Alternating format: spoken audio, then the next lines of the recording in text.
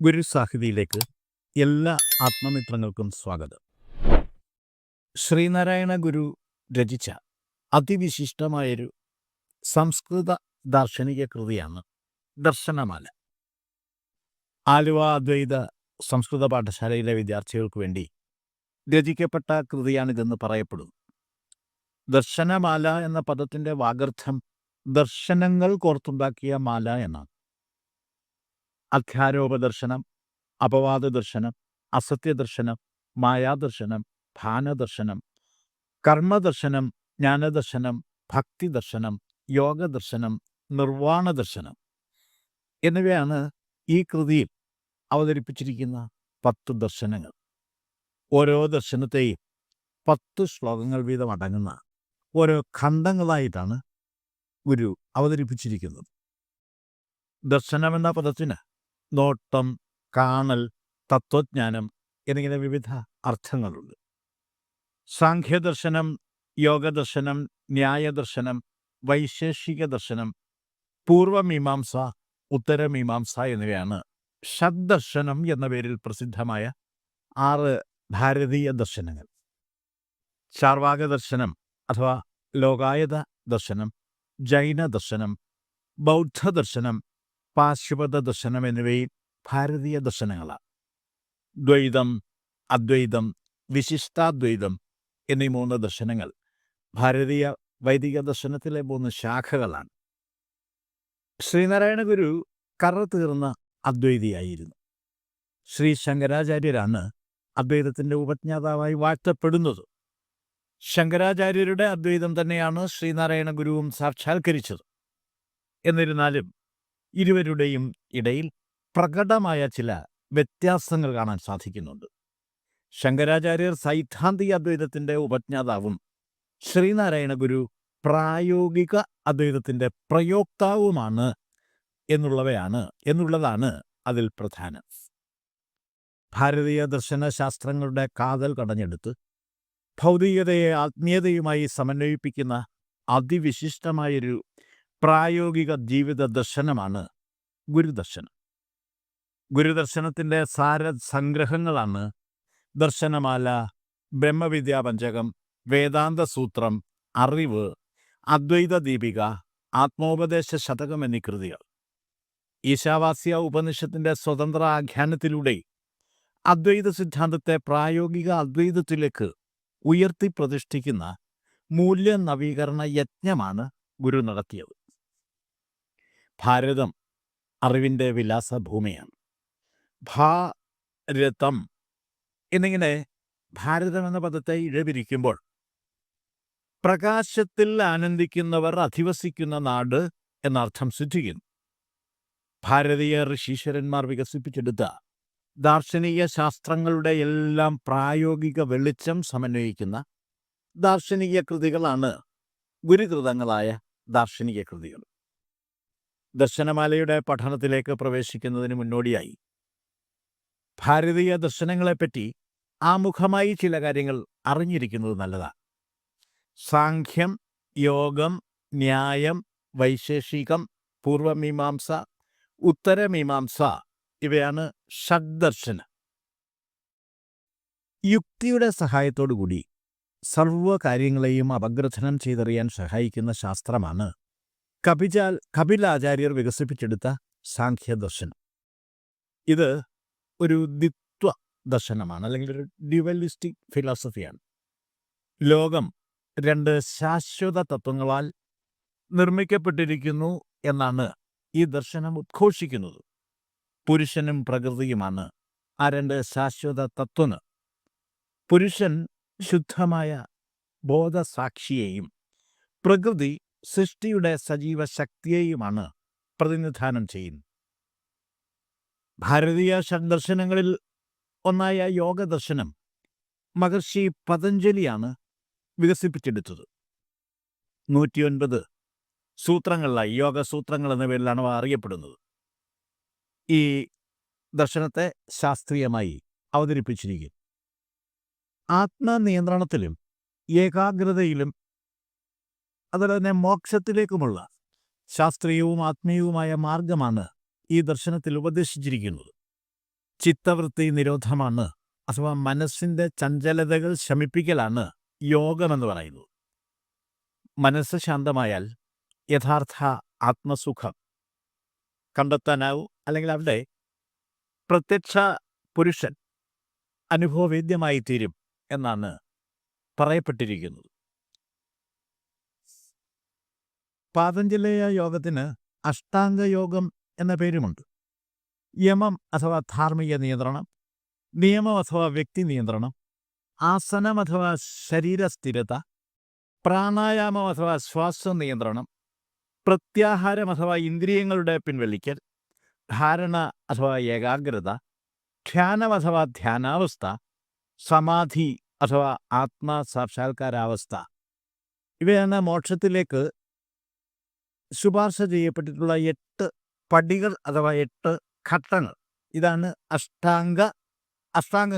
അഷ്ടാംഗ യോഗത്തിലെ 8 അംഗങ്ങൾ ഇവയാണ്. സാഖ്യം ആത്മാവിനെയും പ്രകൃതിയെയും സൈദ്ധാന്തികമായി വിശദീകരിക്കുമ്പോൾ യോഗം അതിനെ പ്രായോഗികമായി അനുഭവമാക്കി തീർക്കുന്നു. യോഗം വെറും വ്യായാമമല്ല, അത് ജീവിതത്തിൻ്റെ സമഗ്ര ശാസ്ത്രമാകുന്നു എന്ന് സാരം.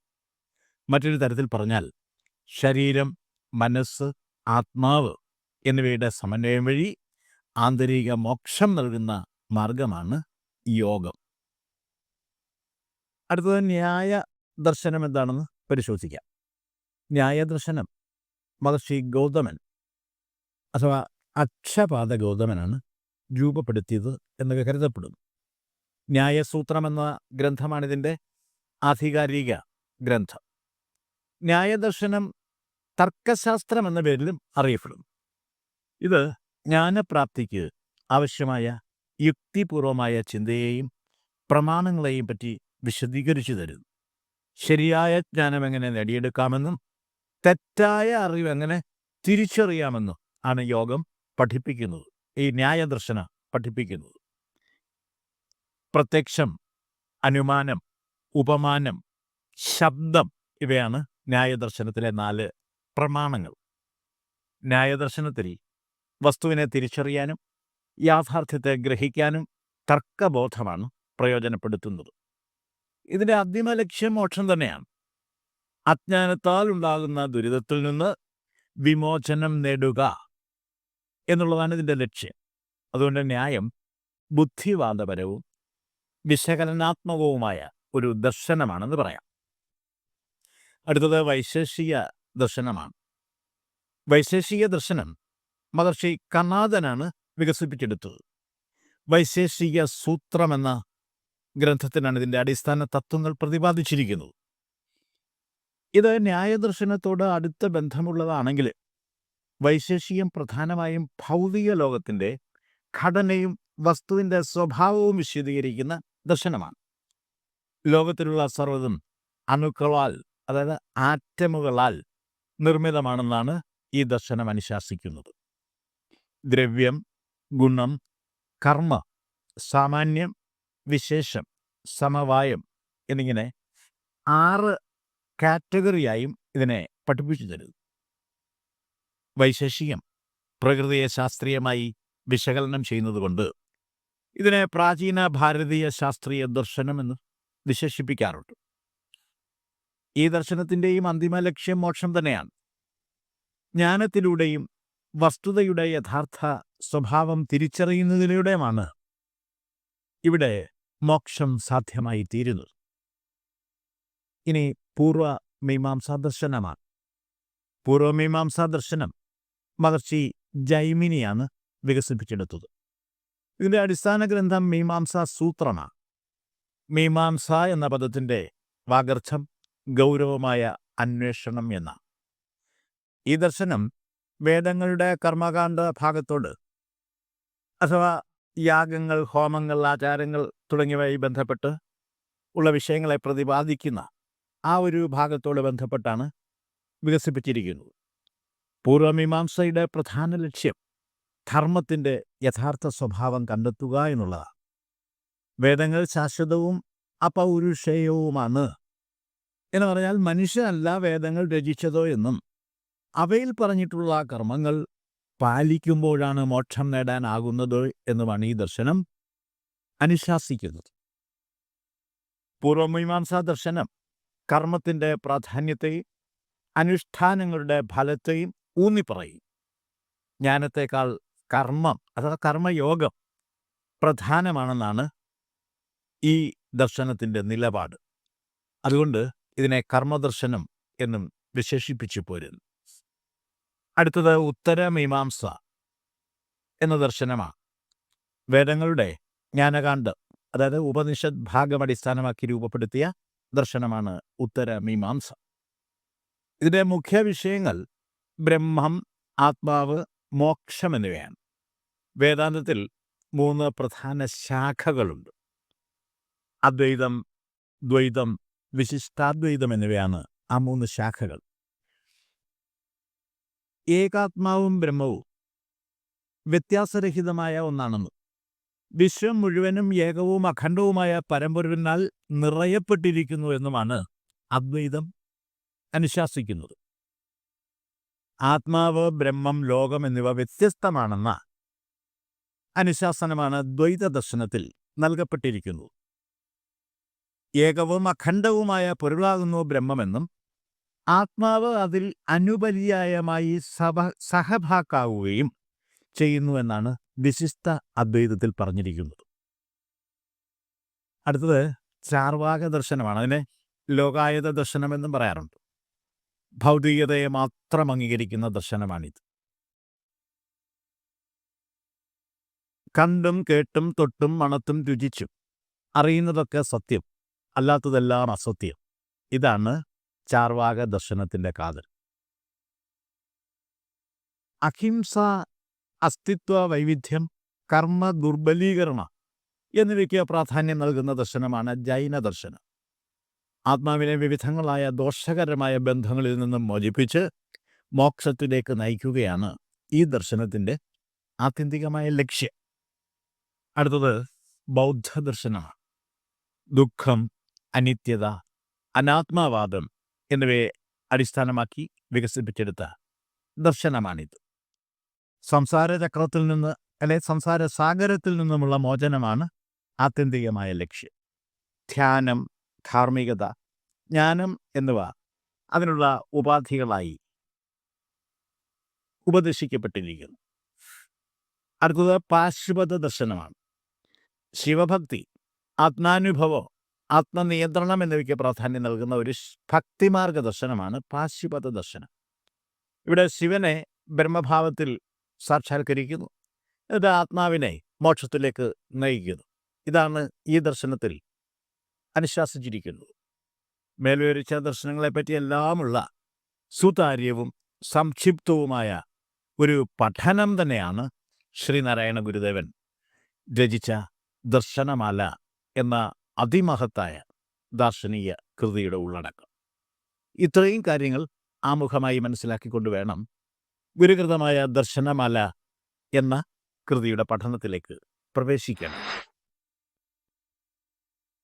ഇനി നമുക്ക് ഗുരുകൃതമായ ദർശനമാല എന്ന കൃതിയിലെ 1-ാമത് അധ്യായമായ അധ്യാരോപ ദർശനം എന്ന ഖണ്ഡത്തിൻ്റെ പഠനത്തിലേക്ക് പ്രവേശിക്കാം. ഈ ദർശനത്തിൻ്റെ പഠനത്തിലേക്ക് നേരിട്ട് പ്രവേശിക്കുന്നതിന് മുമ്പ് എന്താകുന്നു അധ്യാരോപ ദർശനം എന്നതിനെപ്പറ്റി സംക്ഷിപ്തമായി ചില കാര്യങ്ങൾ അറിഞ്ഞിരിക്കുന്നത് നല്ലതാണ്. ഇതിനെ വിഷൻ ബൈ സപ്പോസിഷൻ എന്നാണ് ഇംഗ്ലീഷിൽ പറയുന്നത്. യഥാർത്ഥത്തിലില്ലാത്ത ഒരു വസ്തുവിനെ ഉണ്മയോടുകൂടിയ മറ്റൊരു വസ്തുവിൽ ആരോപിച്ച് അതായി അറിയുന്ന ബോധവൃത്തിയാണ് അധ്യാരോപം. അധിഷ്ഠാനപരമായ സാദൃശ്യവും വസ്തുലക്ഷണങ്ങളുമാണ് വസ്തുഭാവമായി പ്രതീതമാകുന്നത്. മങ്ങിയ വെളിച്ചത്തിൽ കയർ കണ്ട് അതിനെ പാമ്പായി തെറ്റി അറിയുന്നത് പോലെയുള്ള കാര്യങ്ങളെല്ലാം അധ്യാരോപങ്ങളാണ്. പ്രപഞ്ചം അഥവാ ലോകം വാസ്തവത്തിലില്ലാത്തതാണ്. സ്വന്തമായ ഉണ്മാവിശേഷം അഥവാ യഥാർത്ഥ സത്താവിശേഷമില്ലെങ്കിൽ തന്നെയും പ്രാപഞ്ചികമായ സർവ്വതും ഉള്ളതുപോലെയാണ് നമുക്ക് അനുഭവപ്പെടുന്നത്. സത്തയുള്ളതായി ഒരേ ഒരു വസ്തു മാത്രമാണുള്ളത്. ഏകവും അഖണ്ഡവുമായ ആ സത് വസ്തു തന്നെയാണ് പ്രകർഷേണയുള്ള പഞ്ചീകരണത്തിലൂടെ ലോകാനുഭൂതികൾ ഉണ്ടാക്കി തീർക്കുന്നത്. സർവത്ര സർവ്വതിലും നിറഞ്ഞു വിരാജിക്കുന്ന ആ ഏകവസ്തുവിനെ പല പേരുകളിട്ടാണ് നാം വിളിക്കുന്നത്. വേദാന്തികൾ സച്ചിദാനന്ദം എന്ന് വിളിക്കുന്ന പരമ്പൊരുൾ തന്നെയാണത്. എല്ലായിടത്തും എപ്പോഴും സർവ്വതിലും വ്യാപിച്ച് നിലകൊള്ളുന്ന ഏകമായ പൊരുളാണ് സത്ത്. ബോധം, ബുദ്ധി, ജ്ഞാനം, ചേതന, ബ്രഹ്മാവ് എന്നീ പേരുകളിൽ അറിയപ്പെടുന്ന പൊരുളിനെ തന്നെയാണ് ചിത്ത് എന്ന് പറയുന്നത്. ആനന്ദം, ആത്മാവ്, ബ്രഹ്മം എന്നീ പേരുകളിലെല്ലാം വിവക്ഷിക്കപ്പെടുന്നത് ഈ പരമ്പൊരുൾ തന്നെയാണ്. മേൽപ്പറഞ്ഞ കാര്യങ്ങളെപ്പറ്റി പ്രതിപാദിക്കുന്ന ദർശനമാണ് അധ്യാരോപദർശനം. ഈ ദർശനത്തെ 10 ശ്ലോകങ്ങളിലായിട്ടാണ് ശ്രീനാരായണ ഗുരു സംഗ്രഹിച്ചിരിക്കുന്നത്. ആദിയിലിവിടെ അസത്ത് മാത്രമേ ഉണ്ടായിരുന്നുള്ളൂ എന്ന് പറഞ്ഞുകൊണ്ടാണ് അധ്യാരോപദർശനം സമാരംഭിക്കുന്നത്. പിന്നീട് ഈ ലോകത്തുള്ള സർവ്വതിനെയും പരമേശ്വരൻ സങ്കല്പമാത്രേണ സ്വപ്നത്തെ എന്ന പോലെ സർജനം ചെയ്തു എന്നാണ് 1-ാം ശ്ലോകത്തിൽ പറഞ്ഞിരിക്കുന്നത്. ആദിയിലെ ലോകം വാസനാമയമായിരുന്നു. പിന്നീട് പ്രഭുവായ പരമേശ്വരൻ സ്വന്തം മായാശക്തി കൊണ്ട് ഇന്ദ്രജാലക്കാരൻ എന്ന പോലെ സർജനം ചെയ്തു ഈ ലോകത്തെയെല്ലാം. ഉൽപ്പത്തിക്ക് മുമ്പ് ഈ ലോകങ്ങളെല്ലാം ഈശ്വരനിൽ ചേർന്നിരുന്നു, അല്ലെങ്കിൽ വിലയം പ്രാപിച്ചിരുന്നു. സൃഷ്ടികാലത്ത് ഈശ്വരനിൽ നിന്നും മായാശക്തി സ്വയമേവ ലോകങ്ങളായി സർജനം ചെയ്യപ്പെട്ടു. ശക്തിക്ക് തൈജസി എന്നും താമസി എന്നും 2 ഭാവങ്ങളുണ്ട്. ഇരുട്ടിൻ്റെയും വെളിച്ചത്തിൻ്റെയും നിലയാണ് അവയ്ക്കുള്ളത്. ഒന്നിൻ്റെ അഭാവത്തിൽ മാത്രമേ മറ്റതിന് നിലനിൽപ്പുള്ളൂ. സൃഷ്ടിക്ക് മുമ്പ് ഈ ലോകം ചിത്രകാരൻ്റെ ഭാവനയിലെ വരയ്ക്കപ്പെടാത്ത ചിത്രം പോലെ ഈശ്വരൻ്റെ മനസ്സിൽ സങ്കല്പരൂപത്തിലാണ് സ്ഥിതി ചെയ്തിരുന്നത്. ഇപ്രകാരമുള്ള സർവ്വ വൈചിത്രങ്ങളെയും കൂട്ടിയോജിപ്പിച്ച് ഈശ്വരൻ പ്രപഞ്ചത്തെ സർജനം ചെയ്തു. ആദിയിൽ ഈ പ്രപഞ്ചം യോഗവൈഭവം എന്ന പോലെ പ്രകൃതി മാത്രമായിരുന്നു. യോഗി സിദ്ധിജാലങ്ങളെ എന്ന പോലെ ജഗത്പതി സ്വപ്രകൃതിയെ പ്രപഞ്ചമായി വിസ്താരം ചെയ്തു വച്ചു. ആത്മവിദ്യയ്ക്ക് സങ്കോചമുണ്ടാകുമ്പോൾ അവിദ്യ നാനാവിധ നാമരൂപങ്ങളോടുകൂടി പ്രത്യക്ഷപ്പെടുകയും പിശാചിനെ പോലെ അതിഭയങ്കരമായി വർത്തിക്കുകയും ചെയ്യും. ഈ ലോകം വേതാള നഗരം പോലെ ശൂന്യവും ഭയങ്കരവുമാണ്. വിശ്വത്തെ അപ്രകാരം ആശ്ചര്യവത്തായും പ്രതീതിയുളവാക്കി വിസ്മയിപ്പിക്കുന്ന വിധത്തിലുമാണ് ഈശ്വരൻ ഒരുക്കി വച്ചിരിക്കുന്നത്. ഈ പ്രപഞ്ചം സൂര്യനിൽ നിന്നും ക്രമേണ വെളിപ്പെട്ടു വന്നതാകുന്നു എന്ന് പറഞ്ഞാൽ അതങ്ങനെ അല്ല തന്നെ. സ്വാത്മപ്രഭാവത്താൽ സുഷുപ്തിയിൽ നിന്നും എന്ന പോലെ ഒന്നിച്ച് ഒരേ സമയം വെളിപ്പെട്ടു വന്നതാകുന്നു ഈ ലോകം. അതിസൂക്ഷ്മമായ വിത്തിൽ നിന്നും ആൽമരം എന്ന പോലെ യാതൊരുവനിൽ നിന്നുമാണോ ഈ ലോകമുണ്ടായി വന്നത്, അവൻ തന്നെയാകുന്നു വിഷ്ണു, അവൻ തന്നെയാകുന്നു ശിവൻ, അവൻ തന്നെയാകുന്നു ബ്രഹ്മാവും, സർവത്ര സർവ്വതും അവൻ തന്നെയാകുന്നു. ഇപ്രകാരമാണ് ശ്രീനാരായണ ഗുരുദേവൻ അധ്യാരോപദർശനത്തെ അവതരിപ്പിച്ചിരിക്കുന്നത്. ഉപനിഷത്തുക്കളിലെ ഉൽപ്പത്തി കഥകളോട് ചേർന്ന് നിൽക്കുന്ന ലോകോൽപ്പത്തി ചിന്തകളാണ് ഗുരുദേവൻ വികസിപ്പിച്ചെടുത്ത ഈ ദർശനത്തിലും അവതരിപ്പിച്ചിരിക്കുന്നു. പരമേശ്വരനായും പ്രഭുവായും ജഗത്പതിയായും ഈശ്വരനായും ഗുരു ഭാവന ചെയ്തിരിക്കുന്നത് സ്വാത്മാവിനെ തന്നെയാണ്. സെമറ്റിക് മതങ്ങളിലും പുരാണങ്ങളിലും അവതരിപ്പിച്ചിരിക്കുന്ന ലോകോൽപ്പത്തി കഥകളിൽ നിന്നും തികച്ചും വ്യത്യസ്തമാണ് ഗുരുകൃതമായ ഈ ദർശനശാസ്ത്രം. ഇത്രയും കാര്യങ്ങൾ ആമുഖമായി മനസ്സിലാക്കിയതിനു ശേഷം അധ്യാരോപദർശനത്തിൻ്റെ പഠനത്തിലേക്ക് പ്രവേശിക്കാവുന്നതാണ്. ഇനി നമുക്ക് അധ്യാരോപദർശനത്തിലെ 1-ാമത് ശ്ലോകത്തിൻ്റെ പഠനത്തിലേക്ക് കടക്കാം. ആസീദഗ്രേ അസദേവേദം ഭുവനം സ്വപ്നവത് പുനഃ സസർജ സർവം സങ്കൽപ്പമാത്രേണ പരമേശ്വരഃ. ആസീദഗ്രേ അസദേവേദം ഭുവനം സ്വപ്നവത് പുനഃ സസർജ സർവം സങ്കൽപ്പമാത്രേണ പരമേശ്വരഃ. അഗ്രേ ഇദം ഭുവനം അസത്യേവ ആസീത്. പുനഃ പരമേശ്വരഃ സർവം സങ്കല്പമാത്രേണ സ്വപ്നവത് സസർജ. ഇത്തരത്തിൽ അന്വയിച്ച് പദച്ഛേദം ചെയ്ത് വേണം നമ്മൾ ഈ ശ്ലോകത്തിൻ്റെ അർത്ഥം വ്യാഖ്യാനം ചെയ്തറിയേണ്ടത്. ശ്ലോകത്തിലെ ഓരോ പദങ്ങളും പദാനുപദ അർത്ഥം നമുക്ക് ആദ്യമായി പരിശോധിക്കാം. അഗ്രേ ആദിയിൽ, ഇദം ഭുവനം ഈ പ്രപഞ്ചം, അസതിയേവ ആസീത് അസത്തു തന്നെയായിരുന്നു.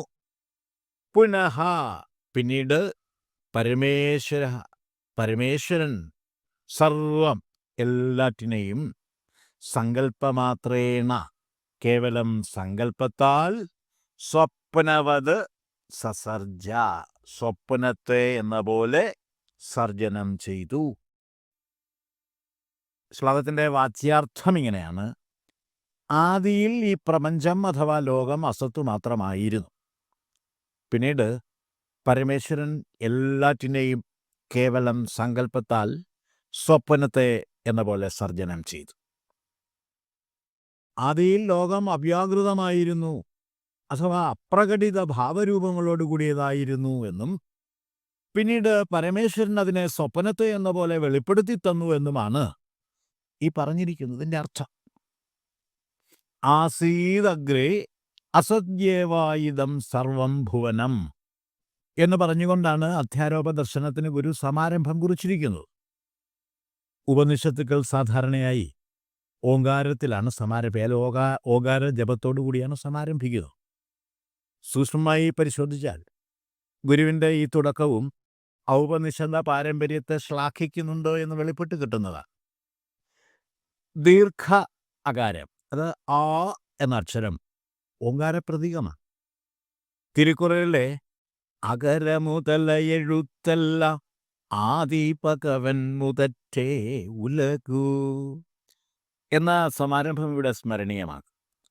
അകാരത്തിൽ നിന്നു തുടങ്ങുന്ന എഴുത്തുകൾ ആദി ഭഗവാങ്കൽ നിന്നുലകും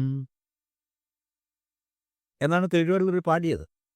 അകാര ഉകാര മകാര യോഗമായ ഓങ്കാരം അക്ഷരരൂപത്തിലുള്ള സർവത്തെയും ദ്യോതിപ്പിക്കുന്ന ഏകാക്ഷരമാണ്. ഓങ്കാരം ഏവ ഇദം സർവം എന്ന ഉപനിഷത്ത് വാക്യപ്പൊരുൾ ഇതാണ്. ക്ഷരമില്ലാത്തത് അഥവാ നാശമില്ലാത്തത് യാതൊന്നാണോ അതാണ് അക്ഷരം. സത്ത് എന്ന പദത്തിൻ്റെയും അർത്ഥം നാശമില്ലാത്ത പൊരുളെന്ന് തന്നെയാണ്. ഇത്തരത്തിൽ മനനം ചെയ്യുമ്പോൾ ആസീത് അഗ്രേ അസദ്യേവായിദം സർവം ഭുവനം എന്ന വാക്യത്തിൻ്റെ പൊരുളും മറ്റൊന്നല്ല എന്ന് വെളിപ്പെട്ട് കിട്ടുന്നതാണ്. ഇതേ കാര്യം തന്നെയാണ് കാണപ്പെടുന്നതൊക്കെയും സ്ഥൂലം സൂക്ഷ്മം കാരണം എന്നീ 3 രൂപങ്ങളോട് കൂടിയതും പരമാത്മാവിൽ നിന്നുമുണ്ടായി അതിൽ തന്നെ ലയിക്കുന്നതുമാകുന്നു എന്ന് ഗുരുദേവൻ ഗദ്യപ്രാർത്ഥനയിലും പറഞ്ഞിരിക്കുന്നു. സ്വന്തമായ ഉണ്മയില്ലാത്തത് യാതൊന്നാണോ അതാണ് അസത്ത്. ഇന്മയ്ക്ക്, അതായത് ഇല്ലായ്മയ്ക്ക് എങ്ങനെയാണ് ഉണ്ട് എന്ന തോന്നൽ ജനിപ്പിക്കാൻ സാധിക്കുന്നത് എന്നുള്ള ചോദ്യം ഇവിടെ പ്രസക്തമാണ്. ഈ ചോദ്യത്തിനുള്ള ഉത്തരമാണ് പുനഃ സങ്കല്പമാത്രേണ പരമേശ്വര സ്വപ്നവത് സർവം സസർജ എന്ന് പറഞ്ഞിരിക്കുന്നു. ഇല്ലാതിരുന്ന ലോകത്തെ പരമേശ്വരൻ സ്വപ്നത്തെ എന്ന പോലെ സ്വസങ്കല്പത്താൽ സർജനം ചെയ്തു എന്ന് പറഞ്ഞിരിക്കുന്നതിൻ്റെ പൊരുൾ അതിനിഗൂഢമാണ്. ഈശനം ചെയ്യുന്നവൻ അഥവാ സർവത്തെയും സ്വാധീനത്തിലാക്കി ഭരിച്ച് രക്ഷിക്കുന്നവനാണ് ഈശ്വരൻ. ആയതിനുള്ള ഏക യോഗ്യത ജ്ഞാനപ്രഭുത്വമാണ്. ജ്ഞാനപ്രഭുവിന് മാത്രമേ അങ്ങനെ ചെയ്യാൻ സാധിക്കൂ. സർവജ്ഞനായ ജ്ഞാനയോഗിയാകുന്നു ഈശ്വരൻ എന്ന് സാരം. ലോകം അപൗരുഷേയ സൃഷ്ടിയാകുന്നു എന്നും സ്വാവിർഭാവ തിരോഭാവ പ്രക്രിയയായി പകർന്നാടുന്ന ക്രിയാശക്തിയെയാണ് ഗുരുദേവൻ പരമേശ്വരനായി ഈ ശ്ലോകത്തിൽ അവതരിപ്പിച്ചിരിക്കുന്നത് എന്നുമാണ് നാം മനസ്സിലാക്കേണ്ടത്. ആദിയിൽ ഇവിടെ അസത്ത് മാത്രമേ ഉണ്ടായിരുന്നുള്ളൂ എന്ന് പറഞ്ഞിരിക്കുന്നതിൻ്റെ പൊരുൾ, അറിവിൻ്റെ പ്രകടീഭാവം നടക്കുന്നതിന് മുമ്പ് സർവ്വതും അവ്യാകൃതമായിരുന്നു, അഥവാ വെളിപ്പെടാതെ മറഞ്ഞിരിക്കുകയായിരുന്നു എന്ന്. ജ്ഞാനതപസ്സിലൂടെ അറിവിൻ്റെ പരമകോടിയിലെത്തിച്ചേർന്ന ജ്ഞാനതാപസന്മാരുടെ സഞ്ചിത പരിശ്രമ ഫലമായി വെളിപ്പെട്ടു കിട്ടിയ ജ്ഞാനോൽപ്പന്നമാണ് ലോകമെന്നാണ് ഗുരു നമ്മെ പഠിപ്പിക്കുന്നത്. എണ്ണമറ്റ പൂർവസൂരികളുടെ സങ്കല്പ സാക്ഷാത്കാരമാണ് നാം ഇന്നോളം കീഴടക്കിയ ലോകങ്ങൾ. സെമറ്റിക് മതങ്ങൾ ലോകത്തെ പുരുഷാകൃതി പൂണ്ട ദൈവത്തിൻ്റെ സൃഷ്ടിയായിട്ടാണ് പഠിപ്പിച്ചു തരുന്നത്. എന്നാൽ ജ്ഞാനോപാസകരായിരുന്ന ഭാരതീയ ഋഷീശ്വരന്മാർ ലോകത്തെ സ്വാവിർഭാവ തിരോഭാവ ക്രിയാശക്തിയുടെ തുടർ പ്രവാഹമായാണ് ദർശിച്ചത്. ശ്രീനാരായണ ഗുരുദേവനും അക്കൂട്ടത്തിൽപ്പെടുന്ന ഋഷിവര്യൻ തന്നെയാണ്. പരമേശ്വരൻ ലോകത്തെ സ്വസങ്കല്പത്താൽ സ്വപ്നത്തെ എന്ന പോലെ സർജനം ചെയ്തു എന്നാണ് ഗുരുദേവൻ പറഞ്ഞിരിക്കുന്നത്. ഉപനിഷത്തുക്കളിലെ ലോകോൽപ്പത്തി കഥകളുടെ പൊരുൾ കടഞ്ഞു കണ്ടെത്തിയ അറിവാണ് ഗുരുദേവനിവിടെ അടയാളപ്പെടുത്തിയിരിക്കുന്നത്. ഐതരേയം, ബൃഹദാരണ്യകം, ഛാന്തോഗ്യം എന്നീ ഉപനിഷത്തുക്കളിലെ ലോകോൽപ്പത്തി കഥകൾ പരിശോധിച്ചാൽ ഇക്കാര്യം ബോധ്യപ്പെട്ടു കിട്ടുന്നതാണ്. വിശ്വം മുഴുവൻ ഏകവും അഖണ്ഡവുമായ പരമ്പൊരുളിനാൽ നിറയപ്പെട്ടിരിക്കുന്നു എന്ന അദ്വൈത ബോധം അനുഭവിച്ചറിഞ്ഞ ഗുരുവിന് ലോകത്തെ അഥവാ പ്രപഞ്ചത്തെ ബ്രഹ്മത്തിൽ നിന്നും വേറിട്ട ഉണ്മയോടുകൂടി ദർശിക്കാനാകുമായിരുന്നില്ല. അതുകൊണ്ട് തന്നെ ലോകത്തെ സർഗസൃഷ്ടി അഥവാ സർജിത ഉൽപ്പന്നം എന്ന നിലയിലാണ് ഗുരു സാക്ഷാത്കരിച്ചത്. ഇക്കാര്യങ്ങളാണ് ഔപനിഷദ ഗരിമയുള്ള ഈ ശ്ലോകത്തിൽ അവതരിപ്പിച്ചിരിക്കുന്നത്. ഇനി അധ്യാരോപദർശനം രണ്ടാമത് ശ്ലോകത്തിൻ്റെ പഠനത്തിലേക്ക് കടക്കാവുന്നതാണ്. വാസനാമയമേവാത് ആവാസീദിദം അഥ പ്രഭു അസൃജൻ മായയാ സ്വസ്യ മായാവീവാഖിലം ജഗത്. വാസനാമയമേവാത് ആവാസീദിദം അഥ പ്രഭു അസൃജൻ മായയാ സ്വസ്യ മായാവീവാഖിലം ജഗത്. ആദൗ ഇദം വാസനാമയം ഏവ ആസീത്. അധഃ പ്രഭുഃ സ്വസ്യ മായയാ മായാവീവ അഖിലം ജഗത് അസൃജത്. ഇത്തരത്തിലാണ് ഈ ശ്ലോകത്തെ അന്വയിച്ച് പദച്ഛേദം ചെയ്ത് മനസ്സിലാക്കേണ്ടത്.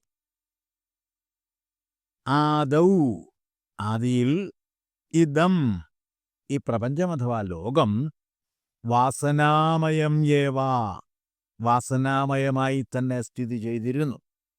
അധഃ, പിന്നീട്, അനന്തരം, പ്രഭുഃ, പ്രഭുവായ ഈശ്വരൻ, സ്വസ്യമായയാ, തൻ്റെ സ്വന്തം മായയാൽ, മായാവീ ഇവ, മായാവി എന്ന പോലെ, അതേ മായാവിയെപ്പോലെ, അഖിലം ജഗത് അസൃജത്, എല്ലാ ലോകങ്ങളെയും സർജനം ചെയ്തു. ശ്ലോകത്തിൻ്റെ വാച്യാർത്ഥം ഇങ്ങനെ സംക്ഷേപിച്ചു പറയാം. ആദിയിൽ ഈ പ്രപഞ്ചം വാസനാമയം തന്നെ ആയിരുന്നു. പിന്നീട് പ്രഭുവായ, പ്രഭു എന്ന് പറഞ്ഞാൽ പ്രകർഷേണ ഭവിച്ചവനെന്നാണ്, അങ്ങനെയുള്ള ഈശ്വരൻ സ്വന്തം മായയാൽ ഇന്ദ്രജാലക്കാരൻ എന്ന പോലെ സർവ്വരോഗങ്ങളെയും സർജനം ചെയ്തു. താത്വികജ്ഞാനമില്ലാത്തവർക്ക് മനസ്സിലാക്കാൻ ഏറെ പ്രയാസമുള്ള ഒരു മഹാരഹസ്യമാണ് ഗുരുദേവൻ ഈ ശ്ലോകത്തിൽ അവതരിപ്പിച്ചിരിക്കുന്നത്. ആദിയിൽ പ്രപഞ്ചം വാസനാമയമായിരുന്നു എന്ന് പറഞ്ഞിരിക്കുന്നതിൻ്റെ അർത്ഥം ഇന്ന് കാണുന്ന ലോകം വാസനയുടെ രൂപത്തിലാണ് ആദിയിൽ സ്ഥിതി ചെയ്തിരുന്നത് എന്നാണ്. വാസന എന്ന പദത്തിൻ്റെ വാഗർത്ഥം മനസ്സിലാക്കാതെ ഈ പറഞ്ഞിരിക്കുന്നതിൻ്റെ പൊരുൾ വെളിപ്പെട്ട് കിട്ടുകയില്ല. നാം ആർജിച്ചെടുത്ത സഞ്ചിത സംസ്കാരത്തെയാണ് വാസന എന്ന് പറയുന്നത്. ക്യുമുലേറ്റീവ് ഇൻഹറന്റ് കൾച്ചർ എന്ന് ഇംഗ്ലീഷിൽ പറയുന്നത് തന്നെയാണ് സംസ്കൃതത്തിൽ വാസന എന്ന പദം കൊണ്ട് യോജിപ്പിക്കുന്നത്. ഈ സംസ്കാരം ഇവ പല തലമുറകളിലൂടെ കൈമാറപ്പെട്ട് കിട്ടിയ സഞ്ചിത സംസ്കാരത്തിൻ്റെ ആകെത്തുകയാണ്. ഓരോ തലമുറയിൽപ്പെട്ട ആളുകൾ ആർജിച്ചെടുക്കുന്ന സംസ്കാരം വരും തലമുറകളിലേക്ക് കൈമാറപ്പെട്ടു പോകുന്നുണ്ട്. സഹസ്രാബ്ദങ്ങൾക്ക് മുമ്പ് ജീവിച്ചിരുന്ന മഹാന്മാരുടെ ചിന്തകളും കണ്ടെത്തലുകളുമാണ് ക്രമാനുഗത വികാസ പരിണാമങ്ങൾക്ക് വിധേയപ്പെട്ട് ആധുനിക വൈജ്ഞാനിക ശാഖകളായി വികാസം പ്രാപിച്ചത്. ദൃഷ്ടാന്തങ്ങളുടെ സഹായത്തോടുകൂടി നമുക്ക് ഈ രഹസ്യപ്പൊരുൾ കണ്ടെത്താവുന്നതാണ്. ഭൂമി ഗോളാകൃതിയുള്ള ഒരു ഗ്രഹമാകുന്നു എന്നും 7 വൻകരകൾ ഉൾപ്പെടെ അനേക ദ്വീപസമൂഹങ്ങളും ചെറുതുരുത്തുകളുമൊക്കെ ഉൾക്കൊള്ളുന്നത് ജലാശയങ്ങളാൽ സമൃദ്ധവും സമുദ്രങ്ങളാൽ ചൂഴപ്പെട്ടതുമായ ഭൂമി ഉരുണ്ടതാണെന്നും ഇന്ന് നമുക്കറിയാം. ഈ കാര്യങ്ങളൊന്നും വ്യക്തമായി അറിയാതിരുന്ന കാലത്ത് മനുഷ്യർ ഭൂമി പരന്നതാണെന്നാണ് വിശ്വസിച്ചിരുന്നത്. അവരുടെ ധാരണ മാറിക്കിട്ടാൻ അനേക തലമുറകളുടെ കഠിന പ്രയത്നം വേണ്ടിവന്നു. ഓരോ തലമുറയിൽപ്പെട്ടവരും ആർജിച്ചെടുത്ത അറിവ് വരും തലമുറകളിലേക്ക് കൈമാറപ്പെട്ടുകൊണ്ടിരുന്നു. അങ്ങനെ കൈമാറപ്പെട്ട സഞ്ചിതജ്ഞാനത്തിൻ്റെ ഫലമാണ് ഇന്ന് നാം അനുഭവിക്കുന്ന സർവ്വ നേട്ടങ്ങൾ. ഇത്രയും കാര്യങ്ങൾ മനസ്സിലാക്കിക്കൊണ്ട് വേണം ഈ ശ്ലോകം വ്യാഖ്യാനിക്കുവാൻ. ഇന്ന് നാം കാണുന്ന സർവ്വലോകങ്ങളെയും ഈശ്വരൻ സ്വമായയാൽ മായാവി എന്ന പോലെ സർജനം ചെയ്തു എന്നാണ് ഈ ശ്ലോകത്തിൽ പറഞ്ഞിരിക്കുന്നത്. ഈശ്വരൻ എന്ന പദത്തിൻ്റെ വാഗർത്ഥം ഈശനകലയിൽ വരിഷ്ഠനായി തീർന്നവൻ എന്നാണ്. സർവത്തെയും അധീനപ്പെടുത്തി ഭരിച്ച് സംരക്ഷിക്കുന്നവനാണ് ഈശ്വരൻ എന്ന് സാരൻ. പ്രാപഞ്ചീയ രഹസ്യങ്ങളെയെല്ലാം അറിയുന്നവരും വിശ്വവിധാനീയതയ്ക്ക് കോട്ടം വരാതെ പ്രകൃതിയെ എങ്ങനെ തങ്ങൾക്ക് അനുകൂലമാക്കി വശപ്പെടുത്തിയെടുക്കാമെന്നുമുള്ള കലയിൽ പ്രാവീണ്യം നേടിയവരുമായ പരമജ്ഞാനികളുടെ പ്രതിനിധിയായി ഈശ്വരനെ വ്യാഖ്യാനിച്ച് മനസ്സിലാക്കേണ്ടതാണ്. തങ്ങൾക്ക് അധീനപ്പെട്ടതും ആയവയ്ക്കെല്ലാം അതീതവുമായി വർത്തിക്കുന്ന ജ്ഞേയവും അജ്ഞേയവുമായ ക്രിയാശക്തിയാകുന്നു ഈശൻ എന്ന് സാരം. പരവും പരയുമായ ആ ക്രിയാശക്തിയെയാണ് ഗുരുദേവൻ പരമേശ്വരനായി വാഴ്ത്തിയിരിക്കുന്നത്. മായ എന്ന പദത്തിനിവിടെ മറിമായമെന്നാണ് അർത്ഥം. മാ അയം എന്നിങ്ങനെ മായയെ ഇരപിരിക്കുമ്പോൾ ഇവനില്ലാത്തതാകുന്നു എന്നർത്ഥം കിട്ടുന്നു. മാ ഇല്ലാത്തത്, അയം ഇവൻ, ഇത് എന്നും പറയാം. ഇല്ലാത്ത ഒന്നിനെ ഉള്ളതാക്കി കാണിക്കുന്ന വിദ്യയാണ് മറിമായം അഥവാ ഇന്ദ്രജാലം. ഇന്ദ്രജാലം എന്ന പദത്തിന് സാധാരണ അർത്ഥം മന്ത്രവാദം, മായാജാലം, മിഥ്യാഭാസം എന്നൊക്കെയാണ്. എന്നാൽ അതിൻ്റെ താത്വികമായ, അതായത് ഫിലോസഫിക്കൽ അഥവാ മെറ്റാഫിസിക്കൽ മീനിങ് അതിനേക്കാൾ ആഴമുള്ളതാണ്. പദത്തിൻ്റെ അർത്ഥപരമായ വിഷയങ്ങൾ നടത്തുകയാണെങ്കിൽ ഇന്ദ്രജാലം എന്ന പദത്തെ നമുക്ക് ഇന്ദ്രജാലം എന്നിങ്ങനെ ഇഴപിരിക്കാം. ഇന്ദ്രപദം ജ്ഞാനേന്ദ്രിയങ്ങളുടെ അല്ലെങ്കിൽ ബോധത്തിൻ്റെ പ്രതിനിധിയാണ്. ജാലം വില, ബന്ധനം, വ്യാപനം, മായ തുടങ്ങിയ അർത്ഥങ്ങളുള്ള പദമാണ്. അപ്പോൾ ഇന്ദ്രിയങ്ങൾ അഥവാ ബോധം നിർമ്മിക്കുന്ന മായാജാലം, അതായത് ലോകാനുഭവം സ്വഭാവത മിഥ്യാഭാസമാകുന്നു എന്നാണ് ഇന്ന് നമ്മൾ മനസ്സിലാക്കേണ്ടത്. അദ്വൈത വേദാന്തത്തിൽ ഇന്ദ്രജാലം എന്ന് പറയുന്നത് മൂലമായ മായയുടെ പ്രതീകമാണ്. ബ്രഹ്മം മാത്രമേ യഥാർത്ഥമായിട്ടുള്ളൂ എന്നും എന്നാൽ അവിദ്യയാൽ അവ നിലയിൽ ലോകമെന്നൊരു പ്രതിഭാസം സൃഷ്ടിക്കുന്നു എന്നുമാണ് മനസ്സിലാക്കേണ്ടത്. ഈ പ്രതിഭാസം യഥാർത്ഥത്തിലുള്ളതല്ലേ, യാഥാർത്ഥ്യമല്ല. പക്ഷെ അനുഭവത്തിൽ നമുക്ക് ലോകമുള്ളതായി തോന്നുന്നു. അതുപോലെയാണ് മായാജാലങ്ങളല്ല. മാന്ത്രികൻ്റെ മായാജാലം പോലെ നാം കാണുന്ന ലോകവും ഇന്ദ്രിയങ്ങൾ സൃഷ്ടിച്ച മിഥ്യാവലയം മാത്രമാകുന്നു. യഥാർത്ഥത്തിൽ ഒന്നും മാറ്റമില്ലെങ്കിലും ബോധത്തിൻ്റെ പ്രതിബിംബം കൊണ്ട് അനേകം രൂപങ്ങൾ ഉള്ളതായി തോന്നുന്നല്ലേ, അങ്ങനെയുള്ള ഒരു പ്രതീതി നമുക്കുണ്ടാവും. അപ്പോൾ ഇത്രയും കാര്യങ്ങളാണ് ഈ ഒരു ശ്ലോകത്തെപ്പറ്റി വിശദീകരിക്കാനായിട്ടുള്ളത്. അപ്പോൾ ഇതിന് നമുക്ക് കുറെ കൂടി ലളിതമായ ചില ദൃഷ്ടാന്തങ്ങൾ അല്ലെങ്കിൽ ഉദാഹരണങ്ങളിലൂടെ നമുക്ക് കൂടുതൽ ഉറപ്പിച്ച് മനസ്സിൽ പ്രതിഷ്ഠിച്ച് നിർത്താനായിട്ട് സാധിക്കും. ആദിയിൽ അസത്തല്ലാതെ മറ്റൊന്നും ഇവിടെ ഉണ്ടായിരുന്നില്ല എന്നാണ് 1-ാം ശ്ലോകത്തിൽ പറഞ്ഞിരിക്കുന്നത്. ലോകത്തെപ്പറ്റി വസ്തുതാപരമായ യാതൊരു അറിവും ആദ്യ മനുഷ്യനുണ്ടായിരുന്നില്ല എന്നാണ് ഇതിൽ നിന്ന് മനസ്സിലാക്കേണ്ടത്. ആദിയിൽ അവ്യാകൃതമായിരുന്ന ലോകം ക്രമേണ പ്രകടീഭവിക്കാൻ തുടങ്ങിയെന്നും അതോടെ അസദ്ഭാവത്തോടുകൂടി അഥവാ നാമരൂപരഹിതമായി സ്ഥിതി ചെയ്തിരുന്ന ലോകം അനേക നാമരൂപങ്ങളോടുകൂടി പ്രത്യക്ഷപ്പെടാൻ തുടങ്ങിയെന്നുമാണ് പ്രഭുവായ ഈശ്വരൻ മായാവി എന്ന പോലെ സർവ്വലോകങ്ങളെയും സർജനം ചെയ്തു എന്ന് പറഞ്ഞിരിക്കുന്നതിൻ്റെ പൊരുൾ. ഒരു ഉദാഹരണം നമുക്ക് ചൂണ്ടിക്കാണിക്കാം. നവജാതനായ ഒരു ശിശുവിന് ഈ ലോകത്തെപ്പറ്റി യാതൊരു അറിവുമില്ല. അവനിലെ ജ്ഞാനേന്ദ്രിയങ്ങൾ നിഷ്ക്രിയമായിരിക്കുന്നു എന്നുള്ളതാണ് അതിൻ്റെ അർത്ഥം. അതിനുള്ള കാരണം ക്രമേണ അമ്മയുടെ സ്നേഹപരിലാളനങ്ങളേറ്റ് വളരുന്ന ആ ശിശു അമ്മയുടെ ശിക്ഷണത്തിൽ ലോകത്തെ അറിയാൻ തുടങ്ങും. അച്ഛനെയും സഹോദരങ്ങളെയും ബന്ധുമിത്രാദികളെയും തിരിച്ചറിയാൻ അവൻ പഠിക്കും.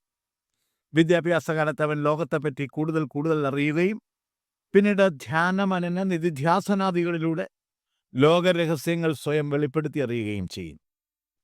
പ്രായപൂർത്തിയാകുമ്പോഴേക്കും അവൻ അതിജീവനകല വശപ്പെടുത്തി മുന്നേറാനുള്ള പ്രാപ്തി നേടിയെടുക്കും. അതിനവനെ പ്രാപ്തനാക്കി തീർക്കുന്നത് അവനാർജിച്ച ലോകപരിചയവും അറിവുമാണ്. ഈ അറിവും ലോകപരിചയവും സ്വയംഭൂവായ ക്രിയാശക്തിയിൽ നിന്നുമാണ് അവന് സംസിദ്ധമായി തീരുന്നത്. കാണപ്പെടുന്നതൊക്കെയും സ്ഥൂലം, സൂക്ഷ്മം, കാരണം എന്നീ 3 രൂപങ്ങളോടുകൂടിയതും പരമാത്മാവിൽ നിന്നുമുണ്ടായി അതിൽ തന്നെ ലയിക്കുന്നതുമാകും. അതിനാൽ പരമാത്മാവല്ലാതെ വേറൊന്നുമില്ല. ഗദ്യപ്രാർത്ഥനയിൽ ഗുരു വാഴ്ത്തിയിരിക്കുന്ന അതേ പരമാത്മാവ് തന്നെയാണ് അറിവായും ലോകാനുഭവങ്ങളായും അദൃശ്യവും സ്വയംഭൂവായും വർത്തിക്കുന്ന ക്രിയാശക്തിയായും പകർന്നാടുന്ന പരമേശ്വരൻ. പ്രായോഗിക അദ്വൈതാനുഭൂതിയുടെ നിറവിലിരുന്നു കൊണ്ട് ഗുരുദേവൻ രചിച്ച മനന മന്ത്രമാണ് ഈ ശ്ലോകം.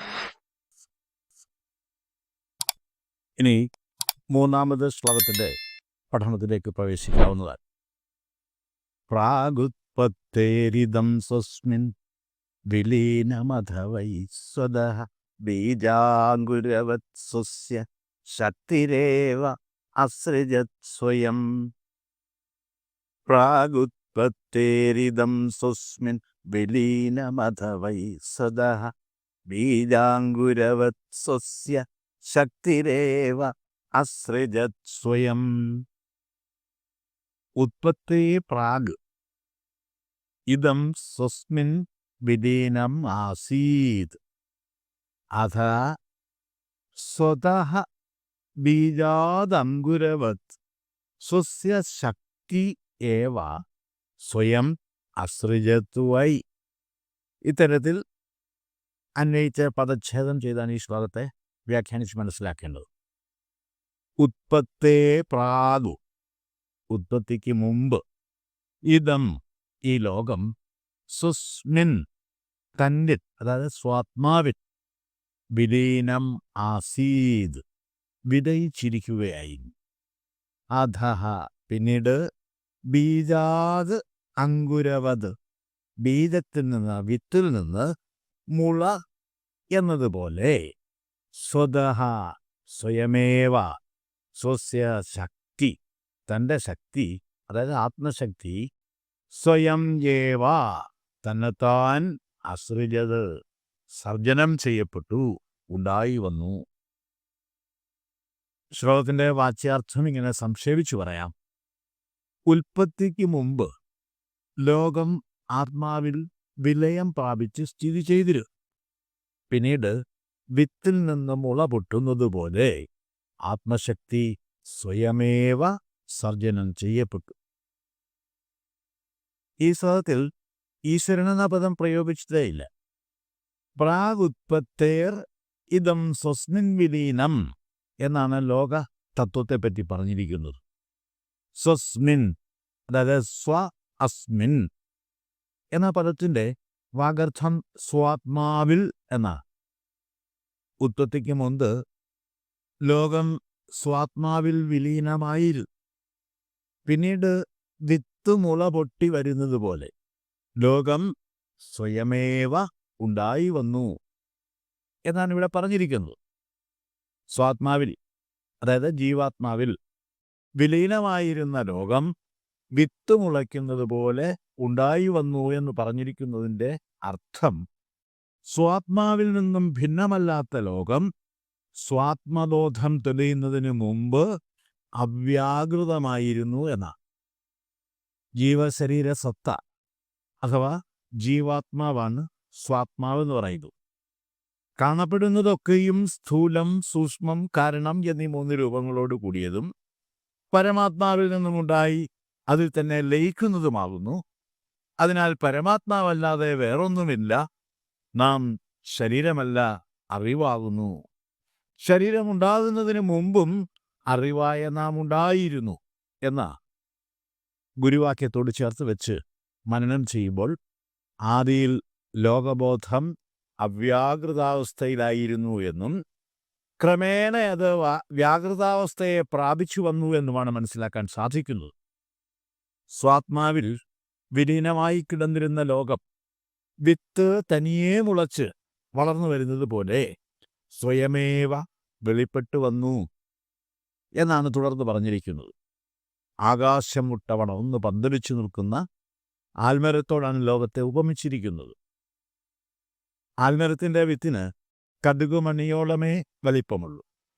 അതിസൂക്ഷ്മമായ ആ വിത്തിനുള്ളിൽ പണ്ടുകൂറ്റൻ ആൽമരത്തിൻ്റെ ഭൗതിക സത്ത ഉള്ളടക്കം ചെയ്യപ്പെട്ടിരിക്കുന്നു. അണുവിൽ നിന്നും മഹത്തിലേക്കുള്ള പരിണാമ സാധ്യതയുടെ സാധൂകരണമാണ് അവിടെ ദൃഷ്ടാന്തീകരിച്ചിരിക്കുന്നത്. ശിശുമനസ്സിൽ ലോകം അവ്യാകൃതമാണ്. എന്നാൽ ജ്ഞാനവൃദ്ധന്മാരുടെ മനസ്സിലത് പരിപൂർണമായി വ്യാകൃതമാണ്. അറിവിൻ്റെ രൂപത്തിലാണ് ലോകം വിരാജിക്കുന്നത് എന്ന് സാരം. ആത്മാവിന് വ്യഷ്ടി, സമഷ്ടി എന്നിങ്ങനെ 2 ഭാവസ്വരൂപങ്ങളുണ്ട്. വിശ്വം മുഴുവൻ നിറഞ്ഞു വിരാജിക്കുന്ന ഏകവും അഖണ്ഡവുമായ ക്രിയാശക്തിയാണ് സമഷ്ടിതല ആത്മാവ് അഥവാ പരമാത്മാവ്. കോടാനുകോടി പരമാത്മസത്ത തന്നെയാണ് അറിവിൻ്റെ രൂപത്തിൽ വിരാജിക്കുന്നത്. അത് കോടാനുകോടി ജീവശരീരങ്ങളിൽ ചൈതന്യം പകർന്ന് വിരാജിക്കുന്നത് ഒരേ ഒരു ആത്മസത്ത തന്നെയാണ്. അറിവിൻ്റെ രൂപത്തിൽ മാത്രമേ പരമാത്മാവിനെ സാക്ഷാത്കരിക്കാൻ സാധിക്കൂ. മറ്റൊരു തരത്തിൽ പറഞ്ഞാൽ വിത്തിനുള്ളിലെ ബീജം എന്ന പോലെ അഥവാ മുട്ടയ്ക്കുള്ളിലെ ഭ്രൂണരേണു പോലെ അതിസൂക്ഷ്മമാണ് ജീവാത്മസത്ത. ബ്രഹ്മാണ്ഡം മുഴുവൻ നിറഞ്ഞു വിരാജിക്കുന്ന പരമാത്മാവ് തന്നെയാണ് അനേക കോടി ജീവാത്മാക്കളായി പകർന്നാട്ടം നടത്തുന്നത്. വസ്തുതാപരമായ ഈ സത്യമറിയാൻ ശേഷിയുള്ള ജ്ഞാനികളുടെ മനസ്സിൽ ലോകം അസത്താണ്. ലോകബോധത്തിൻ്റെ അഭാവമായി അസത്തിനെ മനസ്സിലാക്കാവുന്നതാണ്. ബോധാനുഭൂതിയുടെ ക്രമാനുഗതമായ വികാസ പരിണാമത്തെ കടുകുമണിയോളം സൂക്ഷ്മമായ ബീജത്തിൽ നിന്നുമുള്ള മുളപൊട്ടി വരലിനോട് ആണ് ഇവിടെ ഉപമിച്ചിരിക്കുന്നത്. സൂക്ഷ്മബോധം ബൃഹതിയിലേക്ക് ക്രമേണ വികാസം പ്രാപിക്കുന്ന പ്രക്രിയയെ ലളിതവും യുക്തിഭദ്രവുമായ ദൃഷ്ടാന്തത്തിലൂടെ ഗുരു നമുക്ക് പഠിപ്പിച്ചു തരും. ബോധരൂപത്തിലാണ് ലോകം ഉണ്ടായി വരുന്നത് എന്നാണ് ഇവിടെ സമർത്ഥിച്ചിരിക്കുന്നത്. പുരാണേതിഹാസങ്ങളിലും സെമറ്റിക് മതസംഹിതകളിൽ പരാമർശിക്കപ്പെട്ടിരിക്കുന്ന ഉൽപ്പത്തി കഥകൾ അന്യാപദേശ ദൃഷ്ടാന്ത കഥകളാണ്. ലോകം അപൗരുഷേയ സൃഷ്ടിയാണ്. സ്വാവിർഭൂതമായ ഉണ്ടായിമറയലുകളുടെ പ്രവാഹമാണ് ലോകം. ലോകനം, ആലോകനം, അവലോകനം എന്ന ക്രമത്തിൽ ബോധസാക്ഷാത്കാരത്തിലൂടെ ലോകരഹസ്യങ്ങൾ സാക്ഷാത്കരിക്കുമ്പോൾ അവശേഷിക്കുന്നത് പരമാവധി ബോധം മാത്രമായിരിക്കും. ഇക്കാര്യമാണ് ഗുരുദേവൻ ഈ ശ്ലോകത്തിലൂടെ നമ്മെ പഠിപ്പിക്കുന്നത്. ലോകം വാസ്തവത്തിലില്ലാത്തതാ, ഉണ്ടെന്ന അനുഭവം ഭ്രമബുദ്ധി മൂലമുണ്ടാകുന്ന പ്രതീത അനുഭവം മാത്രമാണ്. ശക്തിസ്തുതിവിധാജ്ഞേയ തൈജസി താമസീതി ച സഹവാസോ അനയോർനാസ്തി തേജസ്തിമിരയോരിവ ശക്തിസ്തുതിവിധാജ്ഞേയ തൈജസീ താമസീതി ച സഹവാസോ അനയോർനാസ്തി തേജസ്തിമിരയോരിവ. ഇതാണ് അധ്യാരോപദർശനം എന്ന ഖണ്ഡത്തിലെ 4-ാമത് ശ്ലോകം. ശക്തി തു തൈജസി താമസി ച ഇതി ദ്വിവിധാജ്ഞയ തേജസ്തിമിരയോ ഇവ അനയോ സഹവാസാന അസ്തി എന്ന തരത്തിലാണ് ഈ ശ്ലോകത്തെ അന്വയിച്ച് പദച്ഛേദം നടത്തേണ്ടത്. ശക്തി തു ശക്തിയാകട്ടെ തൈജസി ച താമസി ഇതി തൈജസി എന്നും താമസി എന്നും ദ്വിവിധാജ്ഞേയ 2 പ്രകാരത്തിൽ അറിയപ്പെടുന്നു. തൈജസി തേജസ്സിനോട് ബന്ധപ്പെട്ടു നിൽക്കുന്നത്, താമസി തമസിനോട് ബന്ധപ്പെട്ടു നിൽക്കുന്നത്. അനയോ ഇവയ്ക്ക് രണ്ടിനും തേജസ്സി തിമിരയോ ഇവ തേജസ് തിമിരയോ ഇവ തേജസ്സിനും തിമിരത്തിനും അതായത് ഇരുട്ടിനും വെളിച്ചത്തിനും എന്ന പോലെ സഹവാസ ന അസ്തി സഹവാസം ഒന്നിച്ചുള്ള നില ഇല്ല. ശ്ലോകത്തിൻ്റെ വാച്യാർത്ഥം ഇങ്ങനെയാണ്. ശക്തിയാകട്ടെ തൈജസി എന്നും താമസി എന്നും 2 പ്രകാരത്തിൽ അറിയപ്പെടും. ഇവയ്ക്ക് രണ്ടിനും ഇരുട്ടിനും വെളിച്ചത്തിനും എന്ന പോലെ സഹവാസമില്ല അഥവാ ഒന്നിച്ചുള്ള നിലനിൽപ്പില്ല. ജ്ഞാനസ്വരൂപതയോടുകൂടിയ ബ്രഹ്മശക്തിയുടെ അഥവാ ആത്മശക്തിയുടെ 2 ഭാവരൂപങ്ങളാണ് തൈജസ്സിയും താമസി. ജ്ഞാനത്തിൻ്റെ പ്രകാശാത്മകവും പ്രസാദാത്മകവുമായ ഭാവസ്വരൂപമാണ് തൈജസ്സി. അജ്ഞാനത്തിൻ്റെ കലർപ്പില്ലാത്തതും സംശുദ്ധവുമായ ജ്ഞാനസ്വരൂപമാണ് തൈജസ്സി ശക്തി. വസ്തുക്കളെയും വസ്തുതകളെയും യഥാർത്ഥം വെളിപ്പെടുത്തി തരുന്ന ജ്ഞാനശക്തി തന്നെയാണ് ബ്രഹ്മത്തിൻ്റെ തൈജസ്സി ഭാവമാർന്ന ശക്തി. ഇതിനെ തന്നെയാണ് ആത്മശക്തി എന്നും പറയുന്നു. വസ്തുസംബന്ധവും വസ്തുതാസംബന്ധവുമായ യഥാർത്ഥ അറിവിനെ മറയ്ക്കുന്ന തെറ്റായ ജ്ഞാനം അഥവാ അവിദ്യയാണ് താമസി ഭാവമാർന്ന ആത്മശക്തി. ഏകവും അഖണ്ഡവുമായ ബ്രഹ്മശക്തിയുടെ ഭാവരൂപം തന്നെയാണിത്. അജ്ഞാനത്തിൻ്റെ കലർപ്പ് മൂലം അപൂർണമായ ജ്ഞാനമാണ് താമസി ഭാവത്തോടുകൂടി അനുഭവപ്പെടുന്ന ബ്രഹ്മശക്തി. ശുദ്ധജ്ഞാനത്തിൻ്റെ അഭാവമാണ് അവിദ്യാരൂപത്തിലുള്ള ശക്തിയായി പ്രതീതമാകുന്നത്. ജ്ഞാനോദയമുണ്ടാകുമ്പോൾ അവിദ്യ സ്വയമേവ ഇല്ലാതായിത്തീരും. ആത്മശക്തിയുടെ പ്രസാദാത്മകമായ പ്രഭാവമാണ് ജ്ഞാനോദയം. തൈജസി ശക്തിയെയും താമസി ശക്തിയെയും യഥാക്രമം പ്രകാശത്തോടും ഇരുട്ടിനോടുമാണ് ഉപമിച്ചിരിക്കുന്നത്. പ്രകാശത്തിൻ്റെ അഭാവമാണ് ഇരുട്ട്. ഭാവവും അഭാവവും യഥാക്രമം സ്ഥൈതികതയുടെ ഉണ്മയെയും ഇന്മയെയും ആണ് പ്രതീകവൽക്കരിക്കുന്നത്. പ്രകാശമില്ലായ്മയാണ് ഇരുട്ട്. പ്രകാശം കടന്നു വന്നാൽ ഉടനെ ഇരുട്ട് അപ്രത്യക്ഷമാകും. അങ്ങനെ അപ്രത്യക്ഷമാകുന്ന ഇരുട്ടിന് സ്ഥിതി ചെയ്യാൻ പ്രത്യേകമായ ഇടത്തിൻ്റെ ആവശ്യമില്ല. അതുകൊണ്ട് തന്നെ ഇരുട്ടിന് സ്വന്തമായ ഉണ്മാവിശേഷമില്ല. പ്രകാശമുള്ളിടത്ത് ഇരുട്ടിന് നിലനിൽപ്പില്ല. അതുപോലെ തന്നെയാണ് തൈജസി താമസി എന്നീ ശക്തികളുടെയും നില. ആത്മ തേജസ്സിന് മങ്ങലേറ്റാൽ മാത്രമേ താമസി ശക്തിക്ക് എഴുന്നുവരാൻ സാധിക്കുകയുള്ളൂ. യഥാർത്ഥ വസ്തുബോധം അഥവാ വസ്തുതാബോധം മറയുന്നിടത്തു മാത്രമേ അവിദ്യയ്ക്ക് നിലനിൽപ്പുള്ളൂ. വിദ്യയ്ക്കും അവിദ്യയ്ക്കും ഒരേ സമയം നിലനിൽപ്പില്ലാത്തതുകൊണ്ട് അവയുടെ നിലയെ ഭാവാഭാവസ്വരൂപതയോടുകൂടി ജ്ഞാനികൾ ദർശിച്ചു. തൈജസി ഭാവം വിദ്യയ്ക്കും താമസി ഭാവം അവിദ്യയ്ക്കും അവർ കൽപ്പിച്ചു നൽകി. ഇനി 5-ാമത് ശ്ലോകത്തിൻ്റെ പഠനത്തിലേക്ക് പ്രവേശിക്കാവുന്നതാണ്. മനോമാത്രമിദം ചിത്രം ഇവാഗ്രേ സർവമീദൃശം പ്രാപയാമാസ വൈചിത്ര്യം ഭഗവാൻ ചിത്രകാരവത്. മനോമാത്രമിദം ചിത്രം ഇവാഗ്രേ സർവമീദൃശം പ്രാപയാമാസ വൈചിത്ര്യം ഭഗവാൻ ചിത്രകാരവത്. അഗ്രേ ഇദം ചിത്രമിവ മനോമാത്രം ആസീത് ഈദൃശം സർവം വൈചിത്ര്യം ഭഗവാൻ പ്രാപയാമാസ. ഇത്തരത്തിലാണ് ഈ ശ്ലോകത്തെ അന്വയിച്ച് പദച്ഛേദം ചെയ്ത് മനസ്സിലാക്കേണ്ടത്. അഗ്രേ ആദിയിൽ, മനോമാത്രം ഇതം മനോമാത്രമായിരുന്ന ഇതിനെ അല്ലെ ഈ പ്രപഞ്ചത്തെ, ചിത്രം ഇവ ചിത്രമെന്ന പോലെ, ഈദൃശം സർവം ഇപ്രകാരമുള്ള എല്ലാ വൈചിത്ര്യങ്ങളെയും ഭഗവാൻ പ്രാപയാമാസ ഭഗവാൻ പ്രാപിച്ചു എന്ന് പറയാൽ സാക്ഷാത്കരിച്ചു. ശ്ലോകത്തിന്റെ വാച്യാർത്ഥം സംക്ഷേപിച്ചിങ്ങനെ പറയാം. ആദിയിൽ മനോമാത്രമായിരുന്ന ഈ പ്രപഞ്ചത്തെ ചിത്രകാരൻ ചിത്രത്തെ എന്ന പോലെ ഭഗവാൻ ഇപ്രകാരമുള്ള വൈചിത്ര്യങ്ങളോടുകൂടി പ്രാപിച്ചു അല്ലെങ്കിൽ സാക്ഷാത്കരിച്ചു. പ്രാപഞ്ചികമായ സർവ്വതിൻ്റെയും ആവിർഭാവ തിരോഭാവങ്ങൾ സംഭവിക്കുന്നത് എങ്ങനെയെന്ന് ദാർശനിക യുക്തി വെച്ചുകൊണ്ട് ഈ ദർശനത്തിലെ ആദ്യത്തെ 5 ശ്ലോകങ്ങളിലായി ഗുരുദേവൻ സമർത്ഥിച്ചിരിക്കും.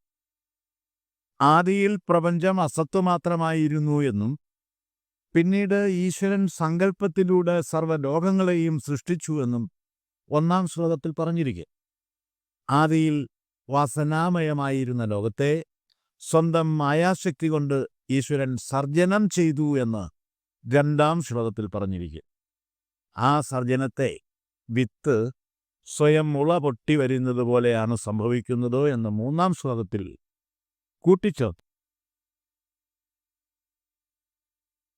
ഈശ്വരശക്തിയെ മായാശക്തിയായും വിശേഷിപ്പിച്ചു. ശക്തിക്ക് തൈജസി താമസി എന്നീ 2 ഭാവങ്ങളുണ്ടെന്നും ഇവ യഥാക്രമം വിദ്യാഭാവത്തിലും അവിദ്യാഭാവത്തിലുമാണ് വർത്തിക്കുന്നതെന്നും 4-ാം ശ്ലോകത്തിൽ പറഞ്ഞിരിക്കുന്നു. ഈ പറഞ്ഞവയെല്ലാം മനോമയമാകുന്നു എന്നാണ് 5-ാം ശ്ലോകത്തിൽ ഉദാഹരണ സഹിതം വ്യക്തമാക്കിയിരിക്കുന്നത്. ചിത്രകാരന്റെ മനസ്സിലെ അഥവാ ഭാവനയിലെ വരയ്ക്കപ്പെടാത്ത ചിത്രം എപ്രകാരമാണോ ക്യാൻവാസിൽ പകർത്തപ്പെട്ട വർണ്ണചിത്രമായി ഭവിക്കുന്നത്, അപ്രകാരം ഈശ്വര സങ്കല്പത്തിലുള്ള മനോമയമായ പ്രപഞ്ചം ഇന്ന് കാണപ്പെടുന്ന വൈചിത്ര്യങ്ങളോടുകൂടി സർജനം ചെയ്യപ്പെട്ടു എന്നാണ് 5-ാം ശ്ലോകത്തിൽ സമർത്ഥിച്ചിരിക്കുന്നത്. 1-ാം ശ്ലോകത്തിൽ പറയപ്പെട്ടിരിക്കുന്ന ഈശ്വരൻ സങ്കല്പ സ്വരൂപതയോടും ശക്തി സ്വരൂപതയോടും വാസനാമയനായും മനോമയ രൂപത്തെ പ്രാപിക്കുന്ന ക്രമവികാസം സൂക്ഷ്മവിചിന്തനം ചെയ്ത് കണ്ടെത്തേണ്ടതാണ്. ഈശ്വരൻ മനസ്സിന്റെ സൃഷ്ടിയാകുന്നു എന്നാണ് ഇവിടെ സമർത്ഥിച്ചിരിക്കുന്നത്. മനസ്സിനെ അന്ധക്കരണ ചതുഷ്ടയമായാണ് 5-ാം ശ്ലോകത്തിൽ വർണ്ണിച്ചിരിക്കുന്നത്. പ്രപഞ്ചം പഞ്ചഭൂതാത്മകമാണ്. ശബ്ദം, സ്പർശം, രൂപം, രസം, ഗന്ധം ഇവയാണ് പ്രപഞ്ചത്തിൻ്റെ സൂക്ഷ്മാംശങ്ങൾ. ഇവയുടെ ആകത്തുകയാണ് അന്ധകരണത്തിൽ സ്ഥൂലഭാവത്തിലും സൂക്ഷ്മഭാവത്തിലും വെളിപ്പെട്ട് കിട്ടുന്ന ലോകം. മനസ്സിൻ്റെ ആകത്തുക പ്രാപഞ്ചികതയിലെ സൂക്ഷ്മരൂപഭാവങ്ങൾ തന്നെയാണ്. ഈ ലോകത്ത് കാണപ്പെടുന്ന സർവ്വതും മനസ്സിൻ്റെ സൃഷ്ടികളാണ്. മനസ്സിനെ നിരോധിച്ചാൽ സച്ചിദാനന്ദ സ്വരൂപമാർന്ന പരമ്പൊരുൾ മാത്രമാകും അവശേഷിക്കുക. നാമരൂപങ്ങളെ ആശ്രയിച്ച് പദാർത്ഥ ചിന്തനം നടത്തുന്ന ബോധവൃത്തിയാണ് സങ്കല്പം. സങ്കല്പം എവിടെയുണ്ടോ അവിടെ മനസ്സുമുണ്ട്. മനസ്സും സങ്കല്പവും ചേരുന്ന ബോധസ്വരൂപമാണ് പ്രപഞ്ചമായി ഭാസിക്കുന്നത്. ഇക്കാര്യമാണ് ദൃഷ്ടാന്തസഹിതം ഗുരുദേവൻ ഈ ശ്ലോകത്തിൽ വിശദീകരിച്ചിരിക്കുന്നത്. ആസീത് പ്രകൃതിരേവേദം യഥാ ആദൗ യോഗവൈഭവഃ വ്യതനോ ദധയോഗീവ സിദ്ധിജാതം ജഗത്പതി. ആസീത് പ്രകൃതിരേവേദം യഥാ ആദൗ യോഗവൈഭവഃ വ്യതനോ ദധയോഗീവ സിദ്ധിജാലം ജഗത്പതി. ഇതാണ് അധ്യാരോപദർശനത്തിലെ 6-ാമത് ശ്ലോകം. ആദൗ ഇദം യോഗവൈഭവ യഥാ പ്രകൃതി ഏവ ആസീത് അഥ ജഗത്പതി യോഗി സിദ്ധിജാലം വിവ വ്യതനോദ്. ഇത്തരത്തിലാണ് ശ്ലോകത്തെ അന്വയിച്ച് പദച്ഛേദം നടത്തി മനസ്സിലാക്കേണ്ടത്. ആദൗ, ആദിയിൽ, യോഗവൈഭവ യഥാ, യോഗവൈഭവം എന്ന പോലെ, ഇദം, ഈ ലോകം, പ്രകൃതി ഏവ ആസീത്, പ്രകൃതി തന്നെ ആയിരുന്നു.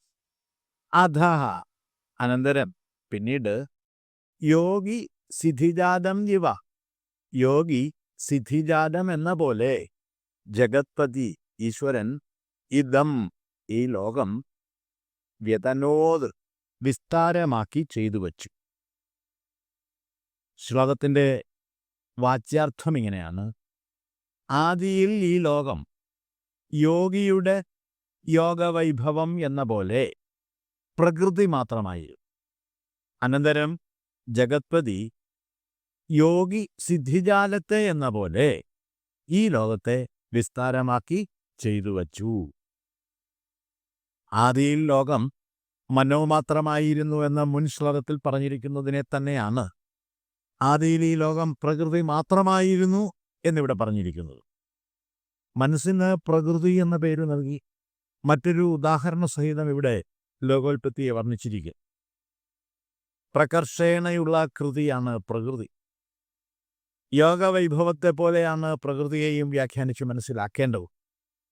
യോഗസാധന പുരോഗമിക്കുമ്പോൾ ഘട്ടം ഘട്ടമായി യോഗികൾക്ക് അനുഭവവേദ്യമായി തീരുന്ന സിദ്ധികളെയാണ് സിദ്ധിജാലം എന്നിവിടെ പറഞ്ഞിരിക്കുന്നത്. അനിമാവ്, മഹിമാവ്, ലഘിമാവ്, ഗരിമാവ്, ഈശിത്വം, വശിത്വം, പ്രാപ്തി, പ്രാകാശ്യം എന്നിവയാണ് യോഗികൾക്ക് സംസിദ്ധമായി തീരുന്ന സിദ്ധിജാലം അഥവാ അഷ്ടൈശ്വര്യ സിദ്ധികൾ.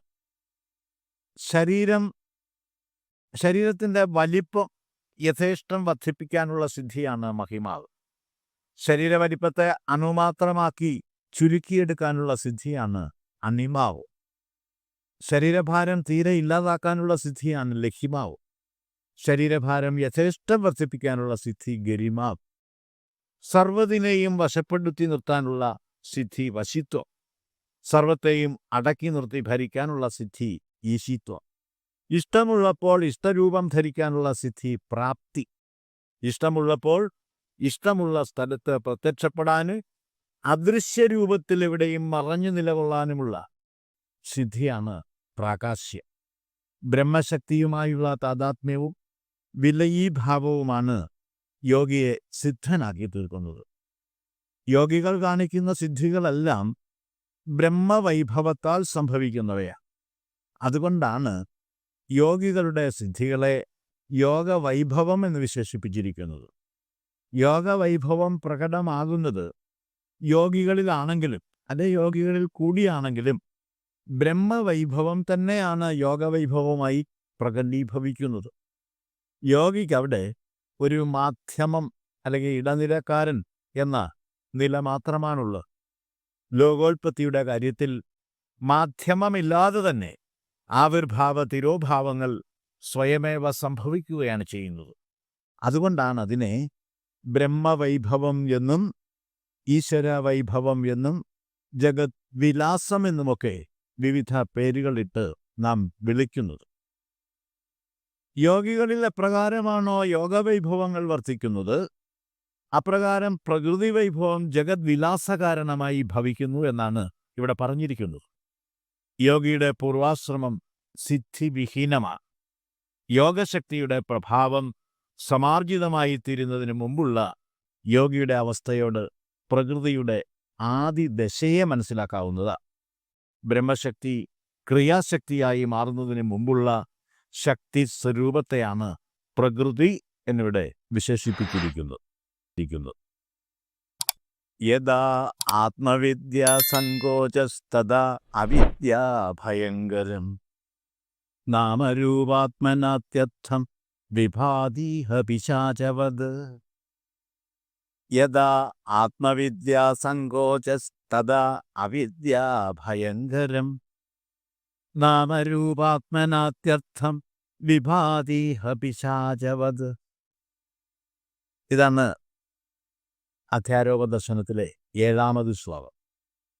യഥാ ആത്മവിദ്യാ സങ്കോച തഥാ അവിദ്യാ ഭയങ്കരം ഭവതി സാ ഇഹ നാമരൂപാത്മന പിശാചവത് അത്യർത്ഥം വിഭാതി. ഇത്തരത്തിലാണ് ശ്ലോകത്തെ അന്വയിച്ച് പദച്ഛേദം നടത്തേണ്ടത്. യഥാ എപ്പോഴാണോ ആത്മവിദ്യ സങ്കോച ഭവതി, ആത്മവിദ്യയ്ക്ക് സങ്കോചമുണ്ടാകുന്നത്, അല്ലെ ആത്മവിദ്യ ശോഷിച്ചു പോകുന്നത്, തഥാ അപ്പോൾ അവിദ്യ നാമരൂപാത്മന, നാമരൂപങ്ങളോടുകൂടി അവിദ്യ പിശാചവത് പിശാചിനെ പോലെ അത്യർത്ഥം ഭയങ്കരം ഇഹ വിഭാതി അത്യധികം ഭയമുണ്ടാക്കുന്ന തരത്തിൽ ഇവിടെ പ്രതീതമാകും. ശ്ലോകത്തിൻ്റെ വാച്യാർത്ഥം ഇങ്ങനെയാണ്: ആത്മജ്ഞാനത്തിന് എപ്പോഴാണോ സങ്കോചം അഥവാ ശോഷണം സംഭവിക്കുന്നത്, അപ്പോൾ അവിദ്യ വിവിധ നാമരൂപങ്ങളോടുകൂടി പ്രത്യക്ഷപ്പെട്ട് പിശാചിനെ പോലെ അത്യധികം ഭയമുണ്ടാക്കി തീർക്കും, അല്ലെ ഭയങ്കരമായി അത് ഭവിക്കും. ആത്മാവിനെ പറ്റിയുള്ള ശരിയായ ജ്ഞാനമാണ് ആത്മവിദ്യ. വിശ്വം മുഴുവൻ നിറഞ്ഞു വിരാജിക്കുന്ന ഏകവും അഖണ്ഡവുമായ പരംപൊരുൾ അഥവാ ശക്തി ചൈതന്യമാണ് ആത്മാവായി ഭാവം പകർന്നാടുന്നത്. സമഷ്ടിതലത്തിൽ അത് പരമാത്മാവെന്നും വ്യഷ്ടിതലത്തിൽ ജീവാത്മാവെന്നും വിശേഷിപ്പിക്കപ്പെടും. പരമാത്മാവ് തന്നെയാണ് ജീവാത്മാക്കളായും പകർന്നാട്ടം നടത്തുന്നത്. മറ്റൊരു തരത്തിൽ പറഞ്ഞാൽ ജീവാത്മാവ് പരമാത്മാവിൻ്റെ തന്നെ അംശമാണ്. സർവ്വജീവാത്മാക്കളും ഒരേ പരമ്പൊരുൾ തന്നെ ആയതിനാൽ ദ്വൈത ചിന്തകൾക്ക് അടിസ്ഥാനമില്ല. തന്നിൽ നിന്നും അന്യമായി മറ്റൊന്നുണ്ട് എന്ന് തോന്നുമ്പോഴാണ് ഭയമുണ്ടാകുന്നത്. ദ്വൈതബോധത്തിന് ബലമുള്ളിടത്താണ് ഭയത്തിനിടം ലഭിക്കുന്നത്. ആത്മവിദ്യയ്ക്ക് ശോഷണം സംഭവിക്കുമ്പോൾ അവിദ്യ വിവിധ നാമരൂപാദികൾ കൈക്കൊണ്ട് പിശാചിനെ പോലെ ഭയങ്കരമായി ഭവിക്കുന്നു എന്ന് പറഞ്ഞുകൊണ്ടാണ് ഈ ശ്ലോകം ഉപസംഹരിച്ചിരിക്കുന്നത്.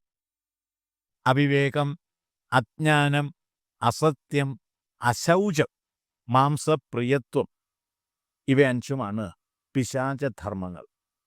പിശാചധർമ്മ പഞ്ചകം എന്നാണ് ഇതറിയപ്പെടുന്നത്. അജ്ഞാനത്തിൽ നിന്നുമാണ് അവിവേകത്തിൻ്റെ ഉൽപ്പത്തി.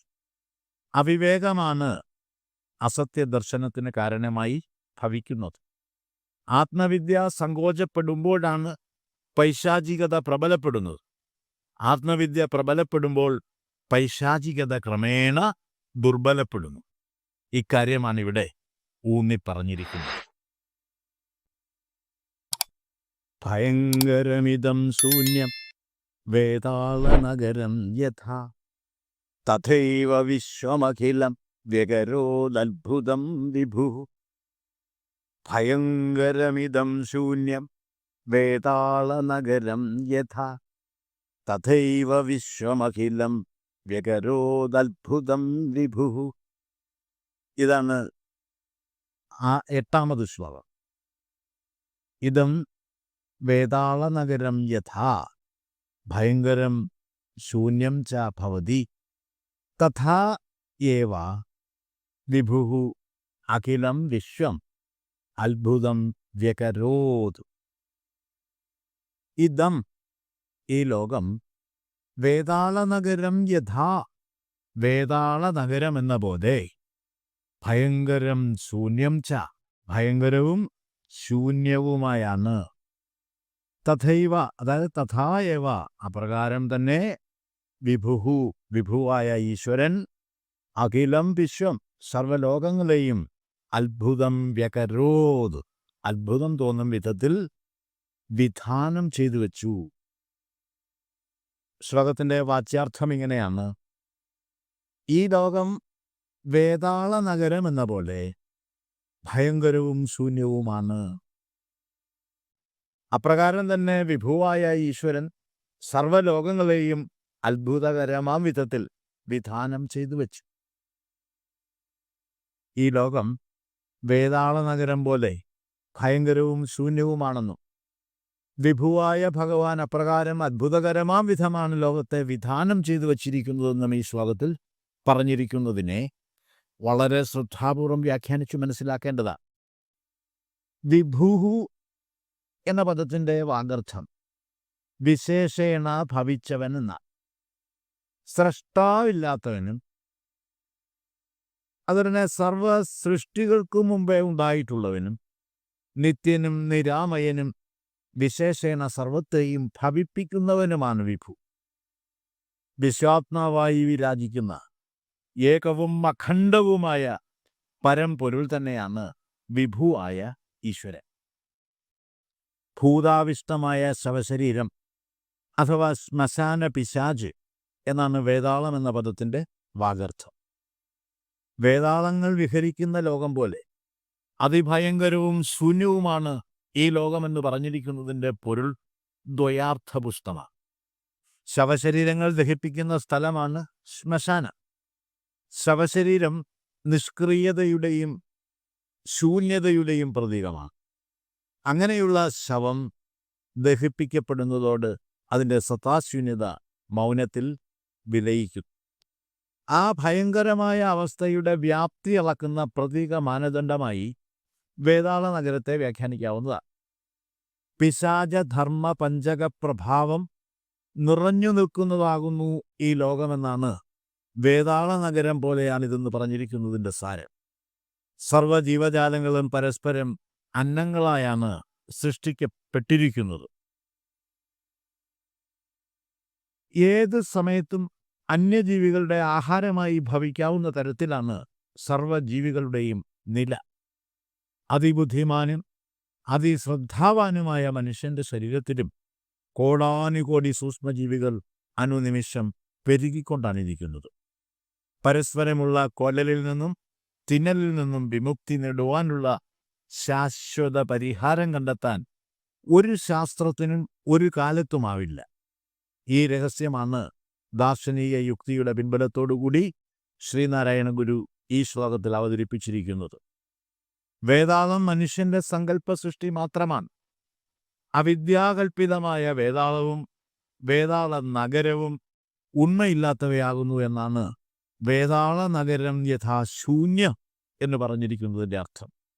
വാസ്തവത്തിലില്ലാത്ത വേതാളത്തെയും വേതാള നഗരത്തെയും ഭയക്കുന്നത് പോലെയാണ് ലോകത്തുള്ള സകല ഭയങ്ങളുടെയും നില എന്നാണ് ഇവിടെ സമർത്ഥിച്ചിരിക്കുന്നത്. ഇല്ലാത്ത വേതാളത്തെ ഭയക്കാൻ കാരണം അവിദ്യയാണ്. ആത്മവിദ്യാശോഷണത്തിൻ്റെ ഫലമാണ് അവിദ്യ. ആത്മവിദ്യയ്ക്ക് ശോഷണം സംഭവിക്കുന്നിടത്ത് അവിദ്യ ഭയങ്കരമായി തീരുന്നു എന്ന് 7-ാം ശ്ലോകത്തിൽ പറഞ്ഞിരിക്കുന്നതിനെ അടിവരയിട്ട് സമർത്ഥിക്കാൻ വേണ്ടിയുള്ള വിശദീകരണമായി ഈ ശ്ലോകത്തെ വ്യാഖ്യാനിക്കാവുന്നതാണ്. അർക്കാദ്യഥാക്രമം വിശ്വം തഥാ നൈവേദമാത്മനഃ സുപ്തേരിവ പ്രാദുരാസീത് യുഗപത് സ്വസ്യ വീക്ഷയാ. അർക്കാദ്യഥാക്രമം വിശ്വം തഥാ നൈവേദമാത്മനഃ സുപ്തേരിവ പ്രാദുരാസീത് യുഗപത് സ്വസ്യ വീക്ഷയാ. ഇതാണ് അധ്യാരോപ ദർശനത്തിലെ 9-ാമത് ശ്ലോകം. അർക്കാദ് സൂര്യനിൽ നിന്ന് യഥാക്രമം, യഥാക്രമം എന്ന് പറയുന്നത് ക്രമേണ എന്നാണ് അർത്ഥം. പ്രാദുർ ആസീത് ഇതി ചേത് ആവിർഭവിച്ചു എന്ന് പറയുന്നതായാൽ തഥാന ഏവം അങ്ങനെയല്ല തന്നെ.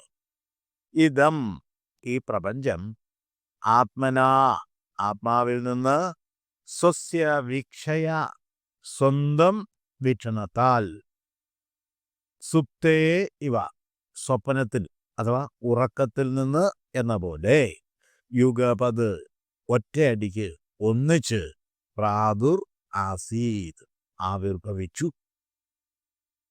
ഈ ശ്ലോകത്തിൻ്റെ വാച്യാർത്ഥം ഇങ്ങനെയാണ്. ഈ പ്രപഞ്ചം സൂര്യനിൽ നിന്ന് തുടങ്ങി ക്രമേണ ആവിർഭവിച്ചു എന്ന് പറയുന്നതാകയാൽ അത് അങ്ങനെ അല്ല തന്നെ. ഈ പ്രപഞ്ചം ആത്മാവിൽ നിന്ന് ഒറ്റയടിക്ക് സ്വന്തം വീക്ഷണത്താൽ ഉറക്കത്തിൽ നിന്നും എന്ന പോലെ ആവിർഭവിക്കുകയാണുണ്ടായത്. പ്രപഞ്ചോൽപ്പത്തിയെപ്പറ്റി 2 വാദഗതികൾ നിലവിലുണ്ട്. ഈ ക്രമസൃഷ്ടിവാദവും യുഗപത് സൃഷ്ടിവാദവുമാണ് ആ 2 വാദഗതികൾ. പ്രാപഞ്ചികമായ സർവ്വതിൻ്റെയും ഉറവിടം സൂര്യനാണെന്നാണ് സൂര്യോപനിഷത്തിൽ പറഞ്ഞിരിക്കുന്നത്. സൂര്യനെ അഥവാ അഗ്നിയെ ബ്രഹ്മത്തിൻ്റെ സ്ഥാനത്ത് കൽപ്പിച്ചുകൊണ്ടുള്ള ഒരു താത്വിക വിശദീകരണമാണ് അവിടെ നൽകപ്പെട്ടിരിക്കുന്നത്.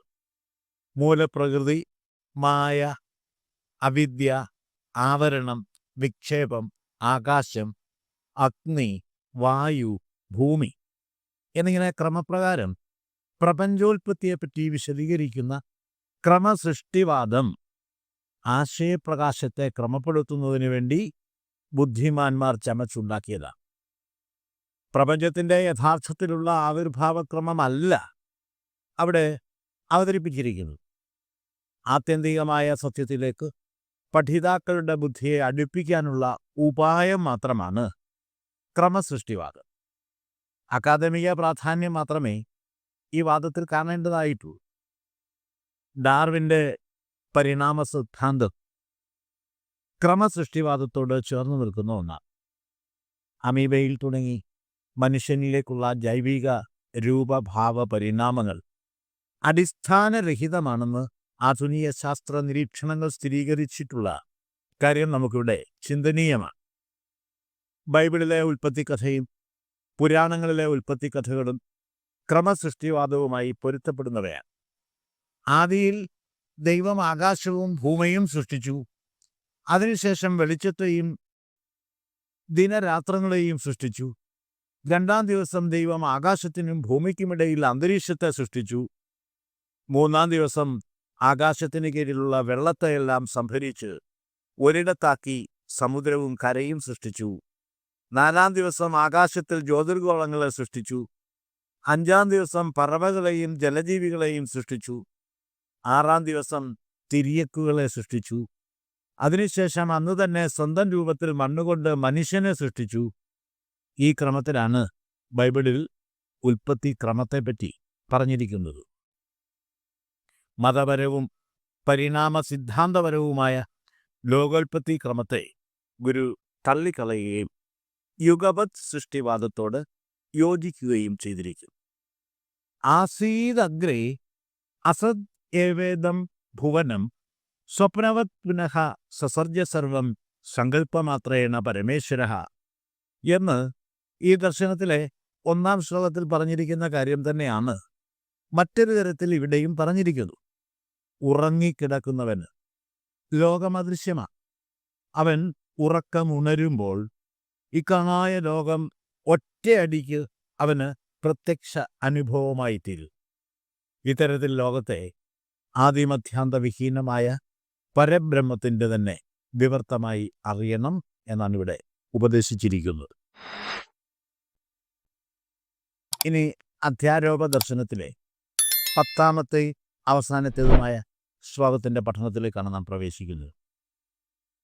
ധാനാദിവവഡോ യസ്മാത് പ്രാദുരാസീദിദം ജഗത് സ ബ്രഹ്മ സ ശിവോ വിഷ്ണു സ പര സർവയേവ സ. ധാനാദിവവഡോ യസ്മാത് പ്രാദുരാസീദിദം ജഗത് സ ബ്രഹ്മ സ ശിവോ വിഷ്ണു സ പര സർവയേവ സ. ധാനാത് വട ഇവ ഇദം ജഗത് യസ്മാത് പ്രാദുർ ആസീത് സ ബ്രഹ്മ സ ശിവ സ വിഷ്ണു സ പര സർവ സായേവ. ഇത്തരത്തിലാണ് ഈ ശ്ലോകത്തിലെ പദങ്ങളെ അന്വയിക്കേണ്ടത്.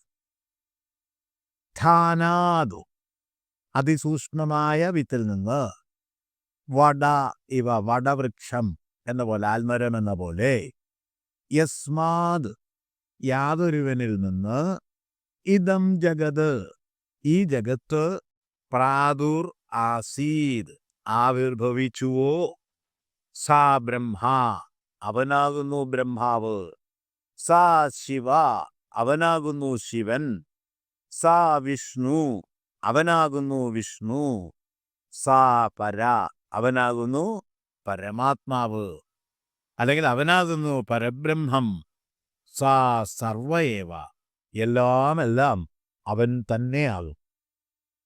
ഈ ശ്ലോകത്തിൻ്റെ വാച്യാർത്ഥം ഇങ്ങനെയാണ്: അതിസൂക്ഷ്മമായ വിത്തിൽ നിന്നും അതിസ്ഥൂലമായ ആൽമരം ഉണ്ടായി വരുന്നത് പോലെ യാതൊരുവനിൽ നിന്നുമാണോ ഈ ജഗത്ത് ആവിർഭൂതമായത്, അവൻ തന്നെ ബ്രഹ്മാവ്, അവൻ തന്നെ ശിവൻ, അവൻ തന്നെ വിഷ്ണു, സർവത്ര സർവതും അവൻ തന്നെയാവും. ബ്രഹ്മാവിഷ്ണു മഹേശ്വരന്മാർ യഥാക്രമം സൃഷ്ടിസ്ഥിതി സംഹാരധർമ്മങ്ങളുടെ അധിഷ്ഠാന ദേവന്മാരാണ്. ഈ പദവി നിർണയം തികച്ചും സാങ്കല്പികം മാത്രമാണ്. വൈഷ്ണവരുടെ ഈശ്വരനായ വിഷ്ണുവും ശൈവരുടെ ഈശ്വരനായ ശിവനും വേദാന്തികളുടെ ഈശ്വരനായ പരമാത്മാവും വാസ്തവത്തിൽ ഒരാൾ തന്നെയാകുന്നു എന്നാണ് ഇവിടെ സിദ്ധാന്തിച്ചിരിക്കുന്നത്. ഏത് പേരിട്ട് സംബോധന ചെയ്താലും ജഗത്കാരണനായ ഈശ്വരൻ ഒരേ ശക്തിസ്വരൂപൻ തന്നെയാകുന്നു എന്ന് സമർത്ഥിച്ചുകൊണ്ട്, മറ്റൊരു തരത്തിൽ പറഞ്ഞാൽ സർവമതസാരവും ഏകമെന്ന് അടിവരയിട്ടുകൊണ്ട് ഗുരുദേവൻ അധ്യാരോപദർശനം ഉപസംഹരിച്ചിരിക്കുന്നു. ഇത്രയും കാര്യങ്ങളാണ് ദർശനമാല എന്ന കൃതിയിലെ അധ്യാരോപദർശനം എന്ന ഖണ്ഡത്തെപ്പറ്റി വിശദീകരിക്കാനായിട്ടുള്ളത്.